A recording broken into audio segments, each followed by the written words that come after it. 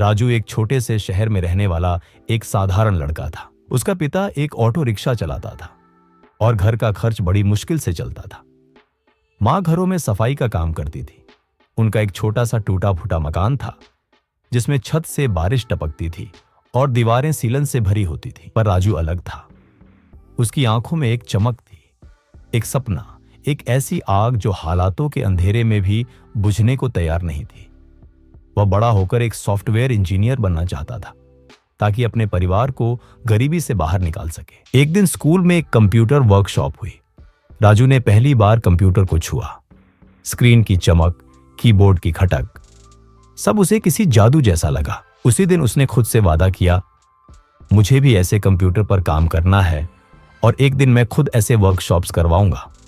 लेकिन अगले ही दिन उसका पिता बीमार पड़ गया। घर का खर्च चलाना मुश्किल हो गया। माँ बोली, राजू अब स्कूल छोड़ना होगा, तू ऑटो चलाना सीख ले।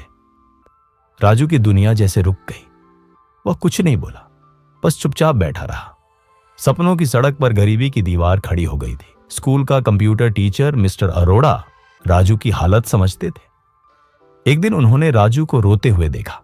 राजू ने सब कुछ कह दिया। मिस्टर अरोड़ा ने उसका कंधा थपथपाया, बेटा मुश्किलें सबकी जिंदगी में होती हैं, फर्क बस इतना है कि कोई हार मान लेता है और कोई लड़ता है। तू लड़ने वाला है। उन्होंने राजू को शाम को कंप्यूटर लैब आने को कहा।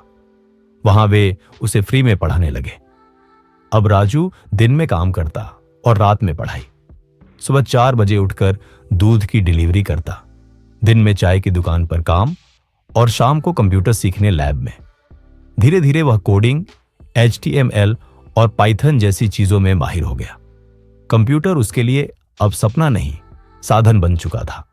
राजू के आसपास कुछ लोग मजाक उड़ाते, अरे ऑटो वाले का बेटा इंजीनियर बनेगा, पहले पेट भर खाना खा लो। लेकिन उसके 2 दोस्त समीरा और दीपक हमेशा उसका साथ देते।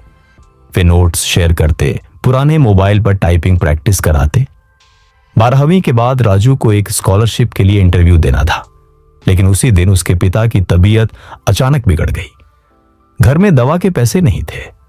राजू ने 2 विकल्पों के बीच खुद को पाया, या तो इंटरव्यू जाए या अस्पताल। अंत में उसने अपने पिता का हाथ पकड़ा और कहा, बाबा अगर आज गया तो कल आपको हर इलाज मिल सकेगा। पिता ने मुस्कुराकर सिर हिलाया और राजू इंटरव्यू देने चला गया। 2 हफ्ते बाद पत्र आया। राजू को पूरी स्कॉलरशिप सहित एक प्रतिष्ठित यूनिवर्सिटी में एडमिशन मिल गया है। पूरा मोहल्ला ताली बजा रहा था। पिता की आंखों में गर्व के आंसू थे। राजू ने दिन रात मेहनत की। कॉलेज में भी वह फ्रीलांस प्रोजेक्ट्स करके कुछ पैसे कमाने लगा। ग्रेजुएशन के बाद उसे एक मल्टीनेशनल कंपनी में जॉब मिल गई। अब वह वही था, एक गरीब ऑटो ड्राइवर का बेटा जो अब एक इंटरनेशनल सॉफ्टवेयर इंजीनियर था। 5 साल बाद राजू अपने पुराने स्कूल लौटा। उसी लैब में उसने बच्चों के लिए एक नया कंप्यूटर सेंटर खोल दिया, ड्रीम हब। उसने अपने पिता को एक नया घर और मां को आराम दिया। अब वह सिर्फ अपने सपनों को नहीं बल्कि सैकड़ों बच्चों के सपनों को दिशा दे रहा था। अगर जेब खाली हो तो चिंता मत करो, बस सपना बड़ा रखो। सपने देखने का अधिकार हर किसी को है। फर्क बस इतना है कि कुछ लोग हालातों से डर जाते हैं और कुछ उनसे लड़कर जीत जाते हैं।